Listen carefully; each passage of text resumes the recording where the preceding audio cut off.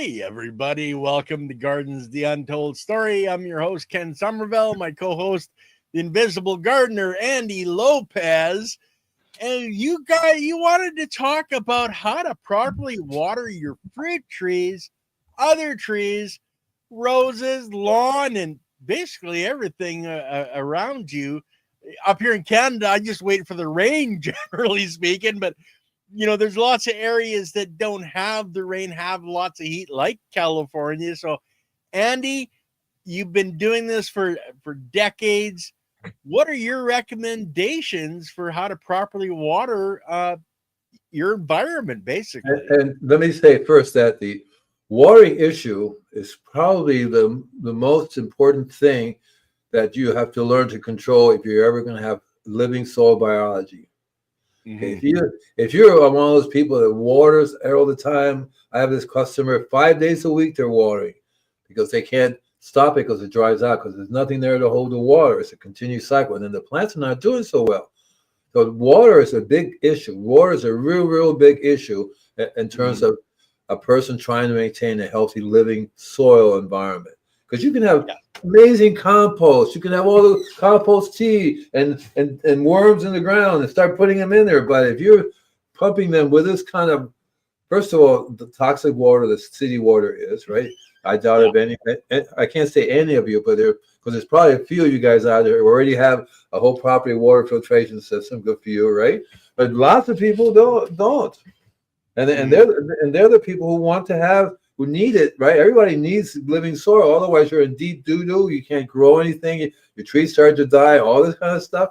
And so the watering issue is very important. So that's why I started with water, because I think that, I've been talking a lot about compost, about all these other things. But then from my practical experience in my real life business, water is like, holy cow. You have to tie the people up to the tree, take away their sprinkler key, because they have a sprinkler key which they give to the gardener, and then you have to just take over their life for about a few years, because you can't just. I have this customer I went to this morning. I have two of them, as a matter of fact, in one day. It's kind of like, it's pretty cool. As I get older, I get busier. Okay. And my theory has been, look, when I started in the sixth grade, I started at $25 an hour, right? And so I said, okay, this is what I'm worth in the sixth grade.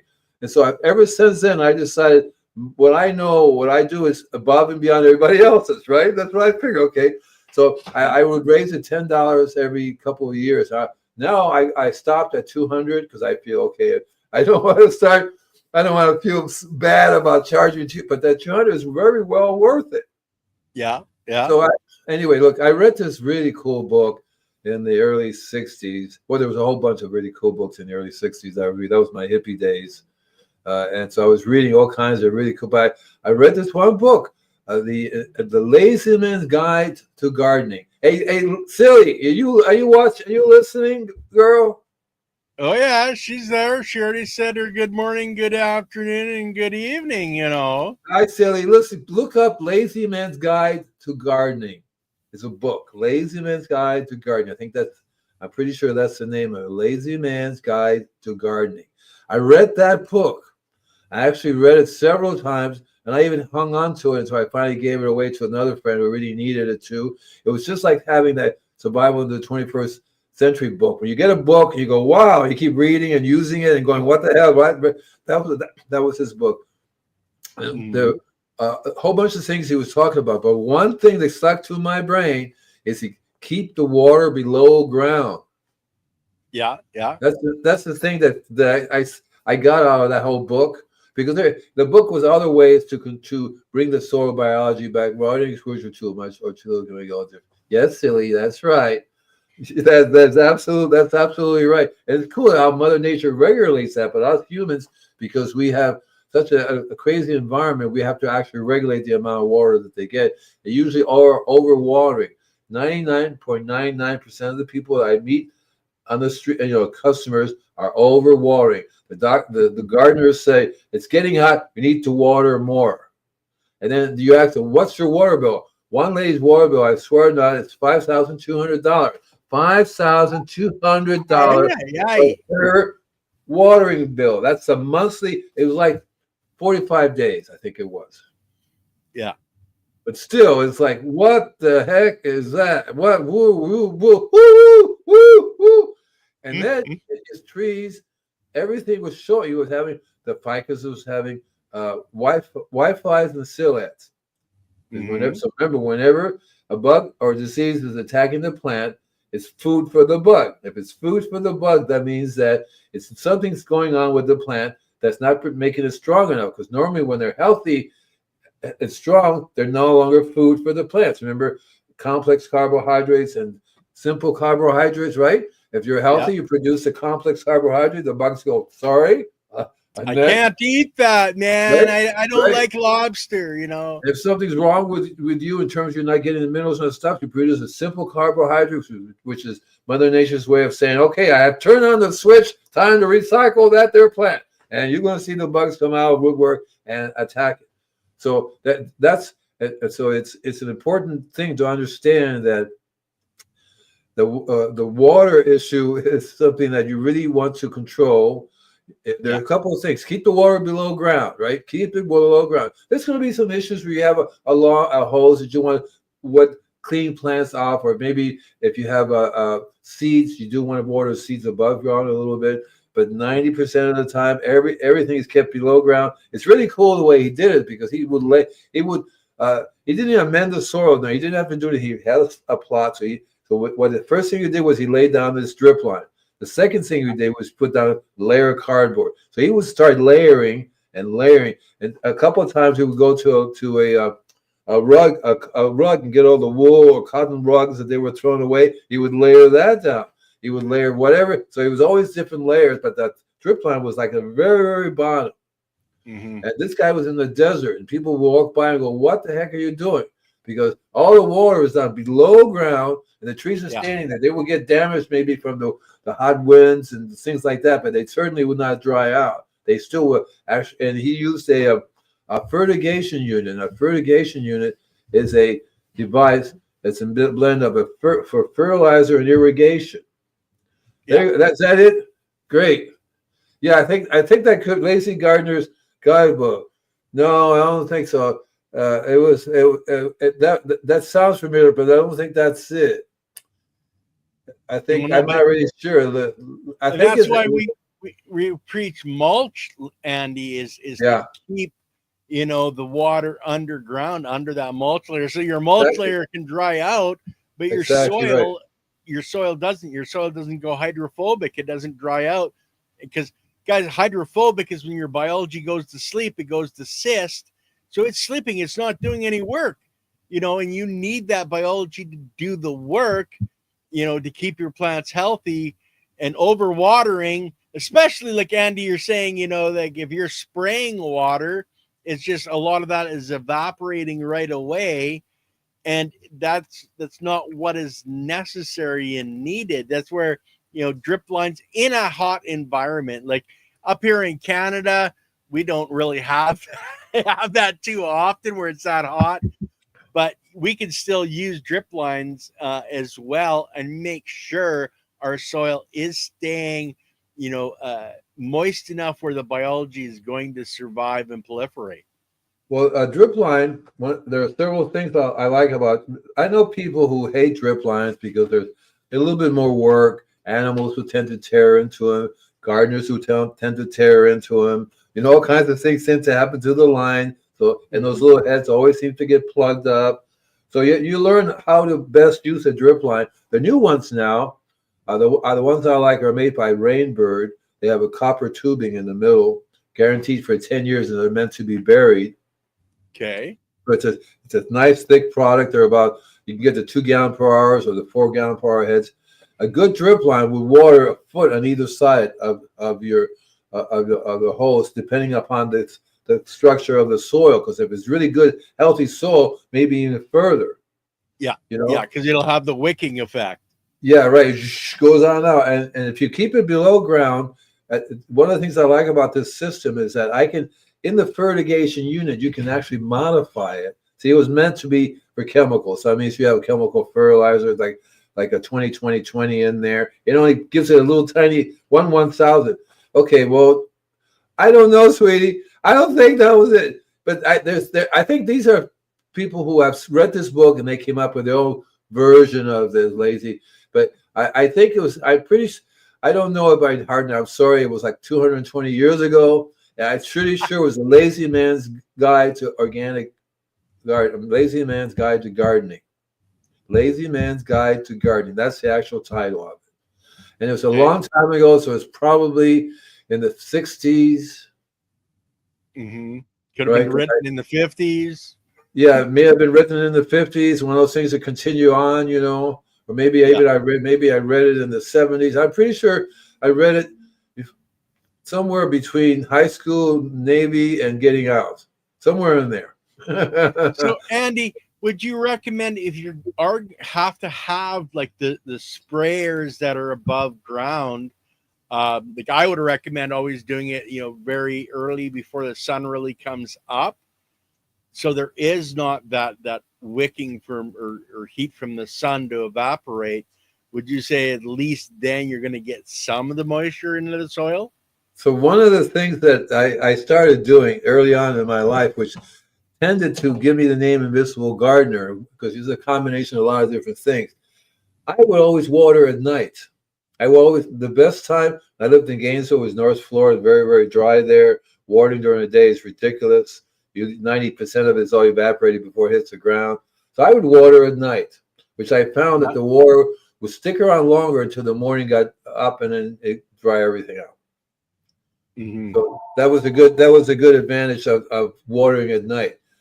But in Florida, I never had that problem because it's raining enough. You don't have to really worry about overhead watering. You keep your water below ground anyway because it's better to control in terms of control insects and pests and diseases if you keep the water below ground. And also creatures don't come around tearing into your lines to get at the water.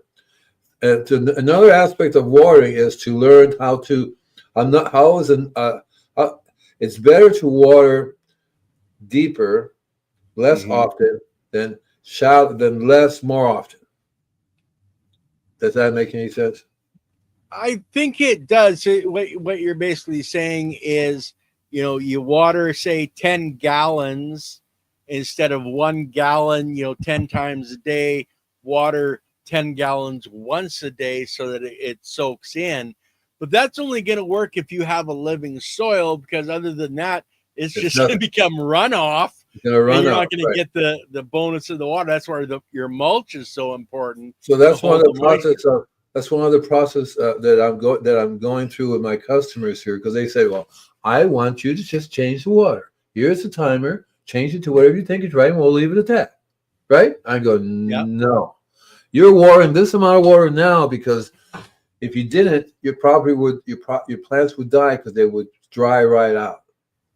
So you're watering every day, 2 or 3 times a day, usually every day. Otherwise, they will dry out on you. But so me going and saying, okay, now water twice a week, they're going to dry out on you. Yeah, because it takes years and years and years and years to get to this condition that you got it in now, and you don't expect the soil to automatically go boop and change and be a living organism. You're going to have to do all these different things. You're going to have to change your lifestyle, change the way you see things. Okay, give you an example. Both of these, so one place is an HOA, that's a homeowners association, basically a bunch of condos, people living together. They had 900 trees. They lost 300. They got down to 600.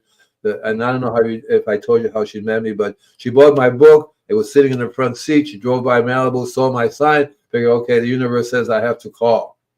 So she did. But so I've been going there and doing the work of trying to. That's what we're doing now is we're starting to replace the dead soil, Layton's compost, and do my sprayings with it. Then at the other end of the spectrum, there's a farm, which interestingly enough, the very same thing happened. She bought my book in the front seat, and she looked up and saw my sign. Having those two things happen identically is kind of bizarre, because one's a farm, 2 minutes away, the other one's in Port Hueneme, about a half hour away, but they both have the same problem. Only difference is this farm is throwing stuff away like crazy, because I already said, you need a shredder, you need to start shredding all this stuff, you need to stop, don't let anything go out here, because they have horses. They're getting. I take care of the chickens. Now they're going to get rabbits, and all this stuff they're just throwing away. I'm going, stop it, stop it. You got to. So it's one of those, and these guys are hooked on it. These guys, well, if we can't spray this, what are we going to spray? So I was showing them the roses because everything's overhead. Yeah. When I was there, every day they were watering every day, and there was actually not a single living earthworm in the whole place. Mm-hmm. And they were watering it. You squish, squish, squish, and you can see the plants are going. Help me! You really have to help. Could you help me? It's like. Because they were getting, it's called sooty mold. Sooty mold is when the leaves have this black mold on it, like soot, right? Like the fireplace, black soot. Sometimes it's on the top of the leaves, sometimes on the bottom, and it's called sooty mold. So they also have whiteflies, because a lot of times what happens is that the whiteflies attack the plant, and then the whiteflies make a nectar, and the ants herd the whiteflies for the nectar. See, the ants never attack the plant directly. They get other insects to do the work for them, to do the munching and chewing and digesting, getting into their system. And then they produce a nectar, what's called nectar, which is really rich form of sugar and energy that the ants take back to their colony. Ants have two stomachs, one they eat right away and one they take back to their colony. And so who are you? What am I doing here? Pseudomonas and watering and I remember now. So anyway, they have the HOA can't. They have to throw everything away. They came and have a place to make compost. They can't do anything, so they were just watering like crazy. They're trying to tell me that they're not fertilizing, but a couple of guys have said, yeah, they're using chemical fertilizer over here, a little chemical fertilizer over there, a little chemical over here. But everything's really was starting to die. I've been there 4 months now. The rubber band effect, with these plants were being overwatered all the time. So I had them change it to twice a week. I mean, 3 times a week, Monday, Wednesday, and Friday, because you don't want to do an immediate change. You want to do a simple change. So instead of watering every day, I told them water Monday, Wednesdays, and Fridays. Let it dry out on Thursday and Tuesday, right? Let it dry in between. It shouldn't kill the plants because you should water again time, but you want to allow. My voice is disappearing. There it goes. Come back here. Come back here. You want to allow the biology to come back to life and start building the soil structure so that the water you are using is soaking into the soil and being able to be used by the plants. And you want them to get oxygen down there. You want oxygen to be allowed down there. And so a lot of it has to do with also taking a look and see what weeds they're growing, because they're pulling the weeds up left and right. And I said, don't do that. Let the weeds grow. Why? There's no weeds. Yeah, they're Mother Nature's medicine. And what they're doing is making they're digging into the soil for you. They're allowing the what water you do on top to get down deeper, and so that's what you want. That and eventually, when you take the weeds, you don't throw them away. You don't throw anything away, but you reconstitute it back into soil and put it back out again. Yeah. So I'm trying to do the same thing with both places, except that the HOA people, they have no way of doing this. They just throw away their stuff. And the guy cleans up the leaves, throw everything away. So they have no choice but to buy stuff. So they're buying Layton's compost and they're buying Layton's mulch. So I've been making compost all my life, with exception of the last 20 years or so. When I came here, there's no way you can make compost in your backyard, because they not enough to sell. They don't mind you doing a little bit. So I have to buy from people. Layton's associated with a nice big association. They make tons and tons of soil, stuff like that. So he has a nice place to make the compost. And I don't want to start making it myself. I always look for somebody who's doing a really good job of what they're doing. And I buy their stuff, and I use it. And so this rubber band effect is so cool, because there's coral trees out by the front. And the coral trees were dying. They were like, and and they were getting lots of water because the water was running down the street. So they weren't really getting any water. The water was running down the street. Yeah, Nothing the was soil going is in. hydrophobic. Nothing was getting in there. Oxygen, nothing. And so I had them buy. So I've been spraying for about 3 or 4 months. Spray them and soak the ground. The biology that I use when it goes in the ground starts to slowly but surely soften it up. In the beginning, they all die, but every time I spray this, don't find. Okay, I don't believe you, but that's all right. I'll find it for you. I think I have a copy of it amongst all my other books because it was one of those books that changed my thinking about water. Mm-hmm. And even now to this day, I have the urge to go get some. But the problem with getting rugs is you can't get organic cotton anymore. It's all chemical. Yeah. So the best I do is I get cardboard because I figure if I can feed the worms cardboard, I can put cardboard in my garden. So I'm starting to layer in the backyard here, layer and layer, and do different things that I can eventually. And I think the gophers do not like it when you're working in their territory. You're doing stuff, so because they seem to be slowly going away. Mm-hmm. So, but I've been planting basically herbs, medicinal plants that they don't like to touch. So I think that's part of the solution for gopher control. But so anyway, so one of the things you definitely want to get if you want to do the watering right is to get a whole property filtration system. Yeah. Now I have I located one. I'm not doing anything with them because they don't think I'm big enough to give me an affiliate. But when I'm done here, I think you have it too because we have it as a guest, and you have an affiliate thing for them. Did you not get it? No, I never got it. Andy, it's not exactly the best. You're in California. I'm in Canada. There's no use because we don't do generally I get it. Watering systems in Canada, especially. I get it. You're on I Mars. don't live in a little community like you. You're on Mars. I understand that. I'm on Venus, and we don't do the same thing. I didn't think about that, right? But anyway, it's if you're in an environment where you get city water, you do want to filter out the water. Yes, yeah, and most of us in Alberta, unless you're living in a city, like acreage owners, have your well. Yeah, we have well water. Now, I did want to point out to Penny here. Penny, cardboard is wood. It's carbon, and you need a carbon source. Everything needs carbon to exist. We're made of carbon molecules. Carbon is in what's in your cardboard. Remember remember that the cardboard. You want to take away any plastic that's been attached to the cardboard, any tape that's plastic. You want to take that away.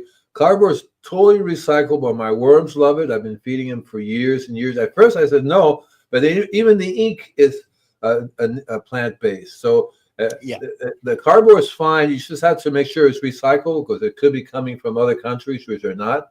So you can tell they have it says recyclable on it. Because that means it's already been recycled and it's totally.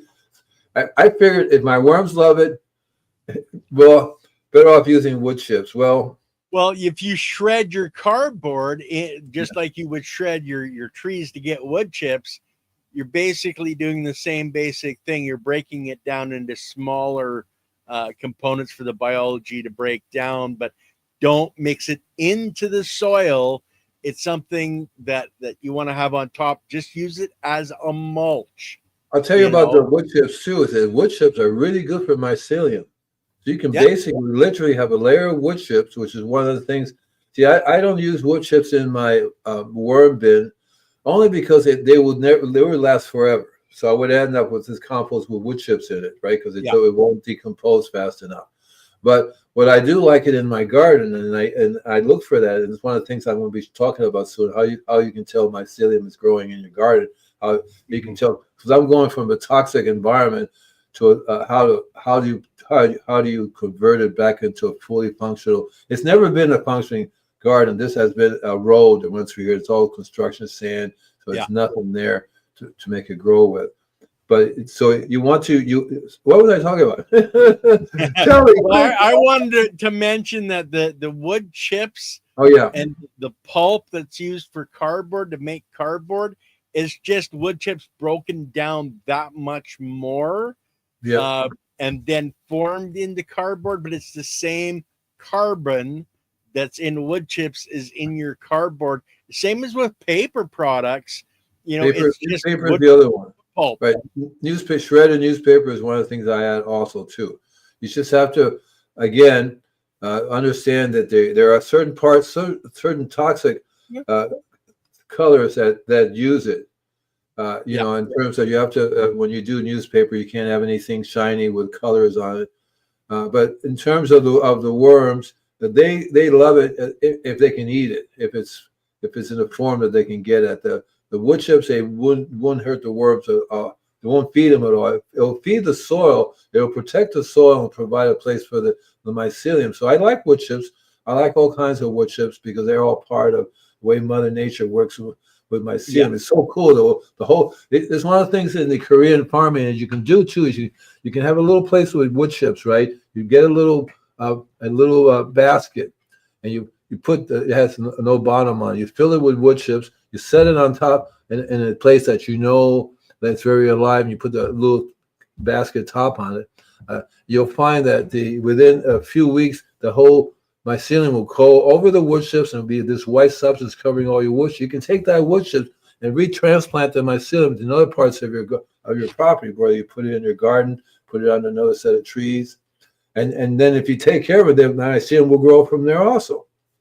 I've never actually heard of somebody using wood chips because, like, generally they're telling people to use, rice, partially cooked rice. But it's basically it's the food source, that whether it's rice or bran or wood chips, or it's just the food source for the mycelium to attach to and start eating to get the mycelium or the biology you want, because generally, if I understand correctly, a lot of it is more yeast than mycelium, but then I haven't put it under a microscope, so I'm not sure. The way I look at it is the trees have evolved for centuries now to be a product of the earth, and then when they die, every part of them goes back into the earth and promotes the biological function, right? So that's what that's what's important about trees. So that's why I like wood chips, because wood chips naturally will attract not only by cinnamon, but other types of biology to that structure there. It's sort of like having a charcoal biochar that does the same thing. The biology are attracted to that. So when a tree, have you ever seen a tree that falls over and it slowly starts to decompose? If I run across a tree like that, I would take all that pulp inside the tree, take that and plant it. Takes it in my garden. I would put that in a worm farm if I would encounter it, because that's a very special type of biology inside of that trunk. Yeah. And so when it decomposes, that's what wood chips are. It's made from that same biology. Yeah. Well, you have to consider, and it doesn't matter if it's plant, animal, human, the biology inside of that structure, when that plant, animal, or human dies, the biology that exists there, and we've found this out with Dr. James White, they literally flip jobs. Instead of being, a builder, they become a decomposer. So it's the same biology doing a different job, and they're automatically flipped to start decomposing that structure. Right. And so that's and what I like about the wood chips is that it's more time released. It's more of a time released biology for the soil than something that just decompose within 30 days and it's gone. Yeah. And so that's what I like about wood chips. When this guy was talking about Lacey Minot's Guide to Gardening, and he was layering, he put a layer down of wood chips, maybe a half a foot. And then if you ever go back and dig in there, that's going to be where the mycelium is concentrated in. That's going to be a big layer of mycelium, right? The massive layer, which then feeds everything else from there. Well, if you check out Back to Eden, and the idea behind that, it's all wood chips. I've seen people literally have a truck come in and put in 4 or 5 feet thick of wood chips, but then they don't plant in that area for at least a year so that they allow the biology to move up through those wood chips and populate it. Because if you just plant it into those wood chips, your plant's not going to survive. So what I do is whenever I have a customer that's ordering a truckload, I tell them, order a truckload of chips, wood chips, and let me know. So when they do that, I will go and spray all their chips that they. Sometimes I get it off the truck before it comes off the truck, but usually when it's on the ground, I would spray with my biology. You'd be surprised how fast the biology would take over on the wood chips. On the underside, especially anything on the lower layer. The top layer of the wood chips are dry on one side, but the rest of it is nice. It stays nice and moist.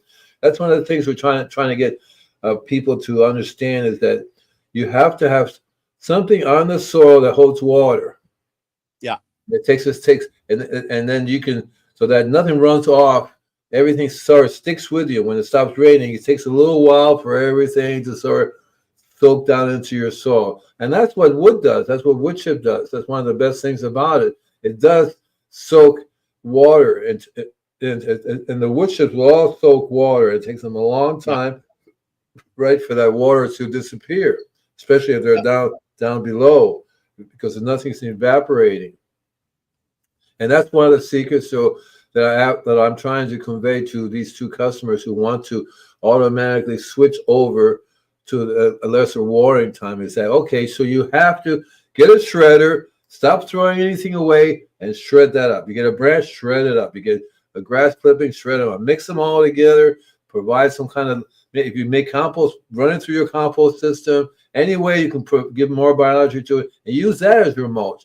Start putting that back down wherever you can. And you do that on a regular basis. By now, it only takes you a few years. There won't be any barren soil anywhere because you don't want any soil to be barren. It'll be much. Yep. The other thing we're going to do is buy earthworms. We're going to start putting earthworms down, and then we'll change your mindset. Okay, what you're doing now is you're farming worms. You're growing worms. If your worms are dying, you're doing something wrong. Yeah, if you don't have the life there, then you have no biology there, and you don't have a living soil. And if you don't have a living soil, you don't have what you need to grow plants, because it's the biology that builds the cell for the plant. So yeah, it's that cycle of everything needing to be there, and that's why the watering is so important. The timing, like you said, having it, keeping the water below ground, and that's where the mulch, whether take the cardboard box, shred it along with your wood, mix the two together, and you have the best of both worlds, because the wood chip won't hold as much moisture right away as the cardboard will, because it's already pre-digested. We talk about pre-digestion in fermentation for our food. It's better for us to be pre-digested. That's what the wood chips to the cardboard is. If you're shredding both together, some smaller particle size, easier for the biology to eat, easier for the worms to go through, etc. So it's that particle size and having a variety, but always having your soil covered in some way so that you don't have the evaporation, the moisture stays, keeps the biology happy. You build a living soil. Like Andy, you've seen it for years, where you start with bad and it takes a while to start, and then it gets better and better and better until the soil is alive. Like you've been at one place for 15 or 20 years. That soil, you could go in and it's easy. When I lived in Florida, I think I was like 30 years in one place, and so it's hard to get me to leave, because you start to see the results of when the soil is by itself alive and making things grow. Because people will always come by and go, "What the heck is going on here?" You know what I mean?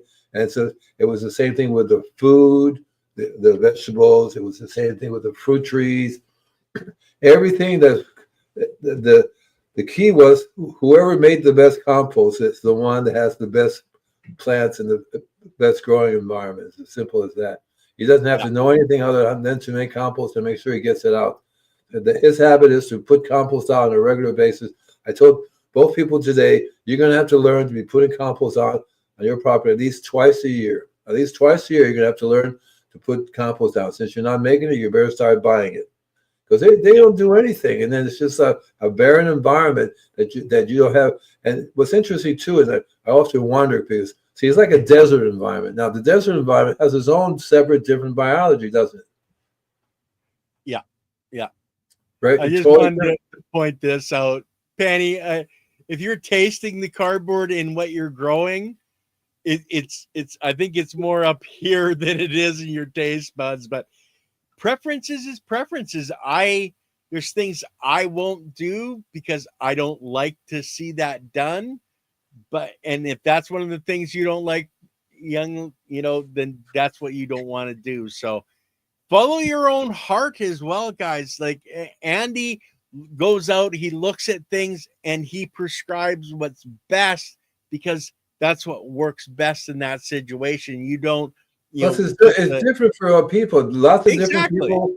You have to say, well, okay, so you don't want me to kill a goat and hang it from your tree. Okay, fine. Well, let's find a different way of doing that. See, everybody's got a different way of doing things. I like cooking. And so the gardening thing is just like that. I know so many different people who grow tomatoes in so many different ways. And yet they all say, this is the only way you grow tomatoes. Well, that's the only way you grow tomato, but these people all grow it differently. And and like when you grow garlic beside your tomato and you get that garlic taste from the tomato, it does transfer over to a certain extent. So some people hate it, and I love it myself. I love to grow garlic. I also do. In my youth, I've done garlic on apple trees, which is really very interesting. Having a bite of the apple and tastes like garlic. You go, wow, this is cool, right? And I some found people would go, I think you're a little crazy there, buddy. Well, I found it's called elephant garlic, which you plant under the tree, and you plant elephant garlic anywhere. Bananas, peaches, roses. I've done with almost all of them. And like, for example, you plant one elephant garlic anywhere near a rose, they all will smell like garlic. Where's the garlic? Because even if you pick the flower, the rose, you smell it, garlic, because the garlic is systemic. And garlic works really, very good because it is a systemic to help control diseases and pests that attack trees and plants.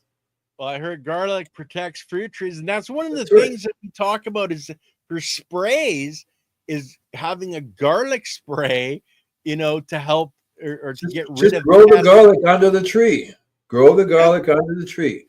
That's all you have to do is just, and you might as well have fun with garlic. So lately I'm planting black garlic. Elephant garlic are also a lot of fun too. They're giant ones. There are literally 1,000 varieties of garlic from around the world. So grow this black garlic, purple garlic. All kinds of really cool garlic. And just plant them around the base of your trees. You'll find that the garlic will get absorbed by the tree. You will taste it in the fruit. Now, the bugs are geared for whatever fruit they're after, not for the garlic. The garlic will kill the bugs because garlic also has sulfur in it. So lots of different bugs will smell the garlic and go, I'm not touching that. And disease, it's a natural form of disease control, mainly because it keeps the bug away that will give them the disease. Yeah, keep the pathogen away. Right, the bugs are vectors for these diseases, so the bug will smell and go, oh no, I am not, and so you go somewhere else and give them the disease to a different plant. See, so it's like I said, have fun, grow many different varieties of garlic underneath these trees. I would probably not do it with roses because it does screw you up a little bit. You go, honey, these roses are smelling like garlic again. Shut up and smell the roses. Okay, fine. That's kind of weird. And I think I have grown garlic, and I've started some coffee beans. I used to grow garlic with the coffee beans, which was amazing coffee with a garlic taste to it. Really, really cool. When think about it, that's just twisted. Okay, that is simply just twisted, man. People always go, what? But it's really, really cool.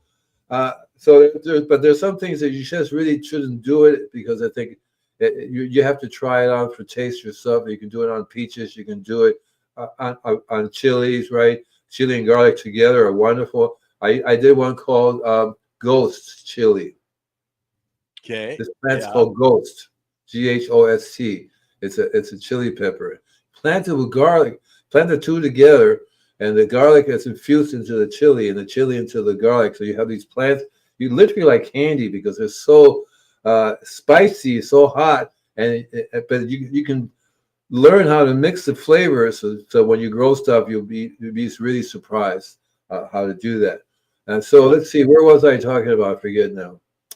Well, we're supposed to be talking about watering. Water, We kind of right, got right. sidetracked, but that's Okay, all right. so keep the water below ground. You'd be surprised. Use a fertigation unit because you can modify the fertigation unit to put your compost tea or your liquid, your biology in there, so it pumps out through the units and it goes out through the sprinkler heads.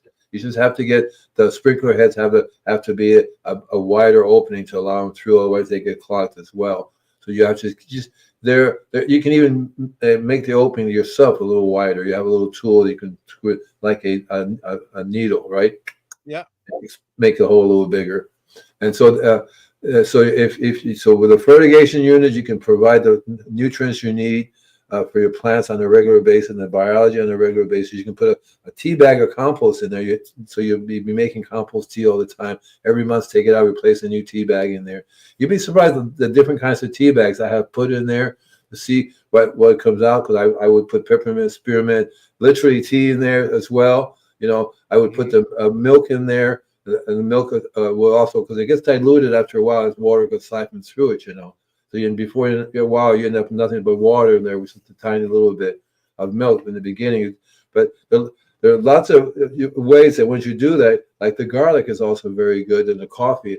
Cold brew coffee is one of my favorite ones to introduce through the fertigation unit, because it helps to acidify the soil, keeps the soil a certain. Here in California, pH level is like 7.4, 7.6, 7.8. It's going up there, right? 7.4 is high already.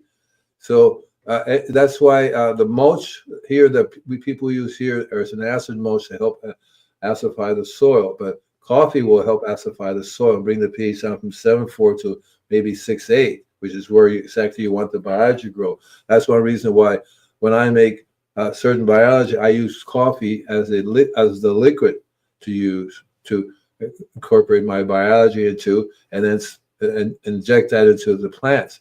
And whether you use it, so the tree vent site that I created is one of the things it does is that it absorbs anything that's systemic. So if you take, because I used to be able to buy crushed garlic and just dump it in there, and shove it in there, and close the top, and put the drip on it. Not only does the garlic will smell the whole area, but the tree absorbs the garlic and the tree smells. Yeah. And so it's a really cool way to immediately deal with pests and diseases. It works really good on, for example, peach leaf curl. Okay. Peach leaf curl is a soil disease. So there's a long-term and short-term solution. The long-term is heal the soil. You got to take care of the soil, get it back together, and then you'll solve your peach tree problem. But the short-term solution is it's a calcium deficiency. Basically, milk will help it. And so you can actually add coffee cream and sugar, which is a great blend. You have your liquid, you have the coffee with the acid. The acid and the alkaline milk, they do not curl up. That's interesting too. You can put some milk together, we pour it. Don't use white sugar, guys. Okay, just to make that point, when he says sugar, he's not talking your white processed sugar, okay? No, I'm not even talking white sugar. I'm talking about, ideally you want to use some kind of, I use Granny Smith molasses. Molasses is the ideal form of sugar. They have agricultural sugar now, organic agricultural sugar that you can buy. And that's really the best way, rather than processed sugar, because you want to have, even sugar has minerals in it if you get it in the right form. And coffee cream and sugar. And so you have the cream is mainly calcium. Yeah. Big boost of calcium. And if you put them all together, you have, in this particular batch, you have to spray it as a foliar rather than through the because it does nothing, no real sugar does no real good at the root systems. It does it has to be on your leaves to allow the plant to converted. I don't think it converts sugar in the root systems. I may be wrong, but I don't think so. Well, it will. The biology, it's the same biology above as below, so it will. It's just, it's better because they're using it as an energy source, just like sunlight is an energy source. So that sugar, those molecules are being broken down by the biology to use as an energy source to grow the cells necessary, for leaf development, etc. But I did want to point out I know we've mentioned it a lot of times before. If you're on city water, guys, you want to be filtering it. Now, Andy's talking about, a whole yard filter system. But if you're just, doing a small yard, you don't have the Estate Tail Malibu, and you just are watering your lawn, get a filter. Blue Sky Biochar, and we've had him on our show. Good filter, yes. Yeah, he has a filter for Hook it going up on to your your hose. hose. Hook it up to your hose, right? Yeah. So it's as simple as that, guys. If you're not sure, and even if you're on a well and you have really bad water coming from your well, you can use this for watering your plants as well. But if you're in a city environment where you have treated water, never spray that water on your plants or your yard. I don't even recommend bathing in it myself because all those chemicals. And you definitely do not drink it. Yeah. But let me don't even make coffee with it.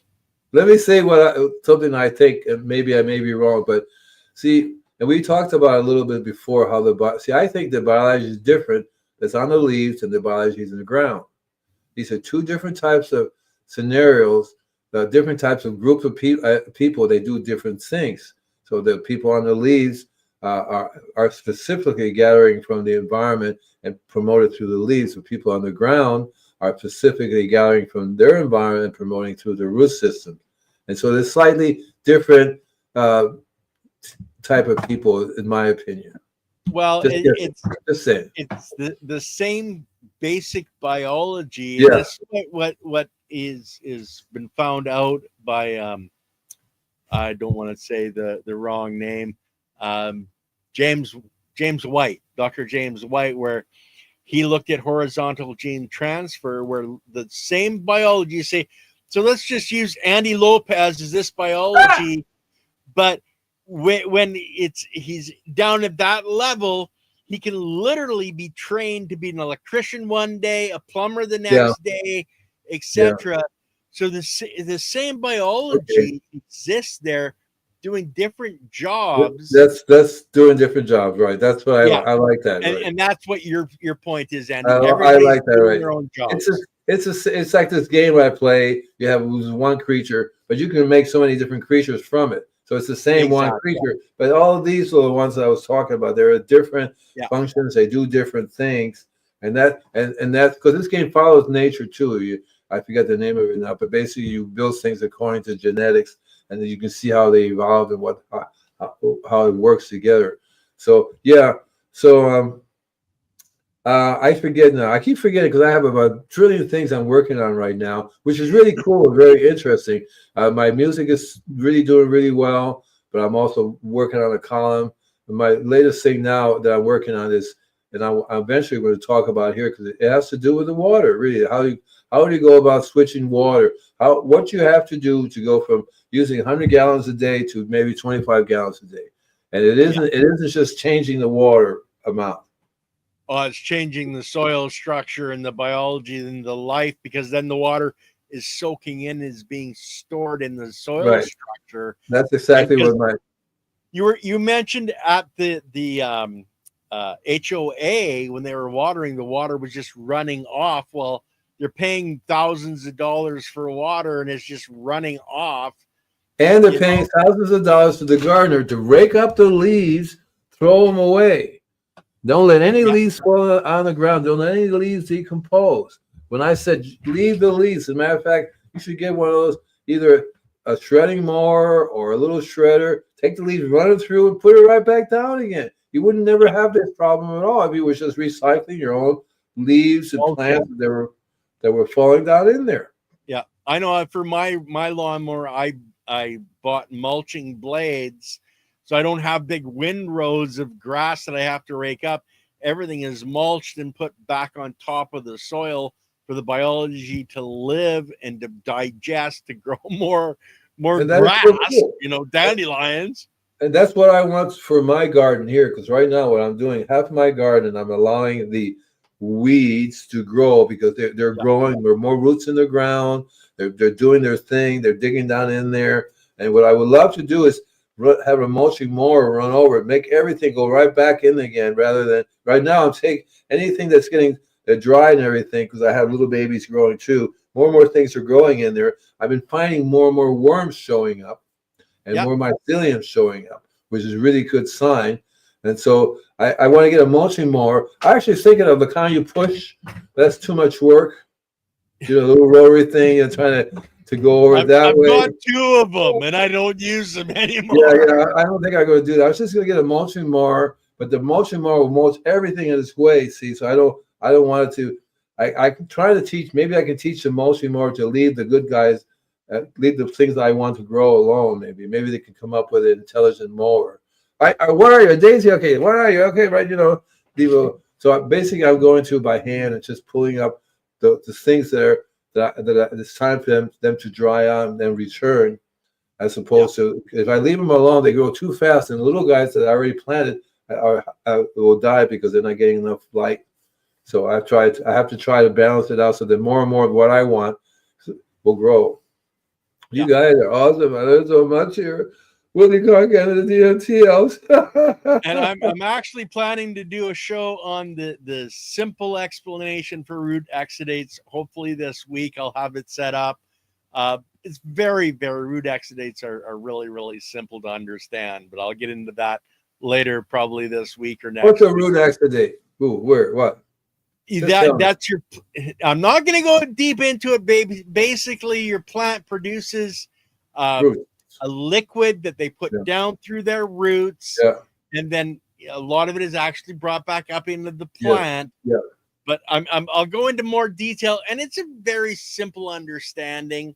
I'm not going to go into like what a scientist would go in, because we don't need to know, the chemical makeup of all the molecules. But anyway, guys, back to watering. Andy, we got about 8 minutes left. So what's one of the main things that we haven't talked about? We've talked about mulch. We've talked about keeping the water underground, time of day to water, filtering the water, etc. You're adding things into the water that you're using.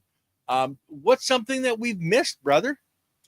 Well, if we missed it, how would we know? Do you guys know what we're missing? Maybe these guys will say, I don't know. I don't know what's missing. I think we covered it really well. I think that the key is to, okay, hold on. Lily's saying there's a question. My question. Oh, you guys are awesome. No.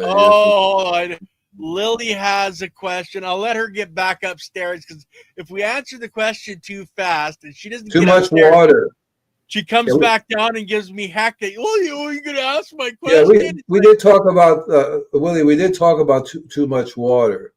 Did you get to watering roses? Yes, watering roses. Yeah. Okay. So roses are interesting. First of all, like the two places I went to today, I said, okay, you're watering your roses all wrong. They have these overhead sprinklers. They're dousing them with water all the time when they get turned on. The roses do not like overhead water, especially city water. They don't mind rainwater, nice clean water, but city water will wipe them out. They end up having a disease called rust. Rust looks like rust because it's water, just like rust on a tool. It's water that causes that. And what happens too is that the main thing that too much water does, interferes with the nutrition uptake in plants, whether it be roses or fruit trees or lawn. That's what too much water does. And it does create an environment for the bad guys as opposed to the good guys to be living in. See? Yeah. And that's the key to it's better to water a little bit than too much. It's better to make your root system work for water than to be lazy and have water all over the place. So too much water is probably the number one thing. Like I said in the very beginning of the show, people just to water. They water a little bit, it gets hot, they water more and more and more and more. And they use, one lady has $5,000 a month watering bill. You think she's overwatering? Right. And the water is so, it doesn't drain. The drainage just sits there. So it becomes, the whole thing becomes, smells like there's something rotting, right? It's really like very bad for you, right? Yeah, and so it becomes anaerobic, and that's where you got to consider in your compost, when you have the most life, the most activation, it's an anaerobic biology, a biology that doesn't need oxygen. That's what's happening in your root system with too much water. It's becoming anaerobic, so you have the wrong biology growing and proliferating, and that's damaging your roots, your plants, etc. So too much water is really bad. Too little is hard on the plant, but they're going to put out more roots trying to find more water. So it's kind of a, depending on where you are. You learn from experience, right? You learn from experience how much to take away. But what I've learned to do immediately is to bring some of the good guys, start fighting them out with the bad guys. So when most of the customers, like the place I went to today, you can literally go down there a foot or two, you'll find it sitting in water, and that water, send it to a lab, and it goes, nothing to grow in this. But what I do is I would introduce my biology to it. I have a deep root feeder. I go down in there. That's why I make these, I call them tree vents. There's clay drain pipes that go down 2 feet. They're about that wide and maybe like that. So go into the ground. And in there is where I want to put, where I have the best compost I can get. In this case, I would use Layton's compost, put it right down in there. I would actually, if I can't get anything, I would add things like the garlic in there, or maybe coffee, ground up coffee. My idea is to get that area become a colony of biology that grows there, flourishes there. So I put mycorrhizae in, I put all kinds of other things that I think will encourage the biology to grow. And so that's what you want. You have a drip system goes across, that drip comes down. Ideally, the drip also needs to be on filtered water, because the city water will kill that environment. Because once you start getting a little colony growing in there, the mycelium will grow, will branch out. The roots will find the roots will find each other. And eventually, that's why I put 4 around. One at 12 o'clock, one at 3 o'clock, one at 6 o'clock, and one at 9 o'clock. So if you put those 3 vents down, the drip system goes right around the drip line, right? You'll find that they will start to grow, because you also have to feed it on a regular basis. Every couple of months, you go there, add some more compost, add some more stuff, make sure the water is flowing through. What I do is I stick my deep root feed in there with my machine, deliberately pump air down in there. Have a bubbler pump air down in there with my nutrients. And you'll find that'll speed up the process of the mycelium growing out. It grows out. They will connect. Eventually, they'll form a whole circle around the tree. That's the way it normally is in nature. A circle goes around of the mycelium, which eventually connects with other trees that mycelium would be like one giant circuit, right? One giant network. That's the way it normally is. Yeah. I did want to quickly go over this, and then we've got one other question. But Silly Lily, my loving wife, that's good for chlorine, but if the city's putting chloramine, which is a different chemical, into the water, it does not volatilize off. That's what the Malibu's water too. That's what my city water here has got that too. It has to be filtered out. Yeah. So the other question is, how do you guys make compost tea, and how much to use? So we got 2 minutes. We've done shows on this, by the way. Yeah. You got 2 minutes. Go ahead. Tell them in 2 minutes how do you make compost tea. Compost tea is easy. You get compost, you put it in a tea bag, you make some tea out of it. You make the best compost, you'll have the best tea, aerated. Use distilled clean water. You can have if your compost has all the trace minerals, that's all the biology, it's made from different types of manure. Hell yeah, it's going to be even the biochar, all kinds of stuff in your compost. You're going to have it in your compost tea. And then you learn to use that as a spray. You spray foliar, feed the plants with it. You inject it into the soil. You inoculate your wood chips, you inoculate your soil. We keep doing it on a regular basis because they die. The first time you spray, 99% of them die. You get nasty litters. Me and my wife, we thought we were going out for a new world, and we all died. Then after a while, you're going to get more and more of them survive. That's why the tree vents are there as a colony, a place where they can survive in. right? Well, and also your tree vents, Andy, if there's rainwater coming, They collect that too. yeah, it's going to soak down in. And Yeah. if it's 2 feet deep, well, Yeah. all of a sudden you've got 2-foot water column happening there, Exactly drawing right. that water in. And So, it sucks in air too. That as the soil of the tree breathes, it sucks it like a straw. It sucks in the air down in there. It's really cool. You're gonna find if you go sideways, you can see where the mycelium actually grows around, and the clay pipe is paramagnetic, so it has the elements that the biology binds to that. Yeah. If you give it enough time, it'll make it disappear. It'll eat up the whole clay. There'll be nothing there. and that's what you want. You want that all broken Maybe down. 1,000 years, or 500 to 1,000 years, it'll decompose down to clay, because it does. It will attach itself, just like it attaches itself to the wood chips, all kinds of metal, iron, all kinds of stuff it attaches to. So anyway, guys, we're at the hour, Andy. Yes, sir. Guys, don't forget we have Chiropractic is Sexy tomorrow with our 2 doctors. They're functional chiropractors. So different than normal chiropractors, functional chiropractors. Those ladies are on tomorrow. So you're going to want to check that out. The show is already up, so you can, actually I haven't got our end up yet. But I'll have that up in a little while here. We'll have that tomorrow. So you guys are going to want to check that out. And Andy, thank you, brother. So much information that is so useful for everyone that's out there. Yeah, I heard that before. Yeah. Thank you. Thank you, everybody. Thank you. And don't forget to sign up for the newsletter and send Andy an email saying you want his free ebooks. Yeah, I'll give you a whole bunch, guys. Yeah. All right. Take care now, Peace everybody. out, everybody.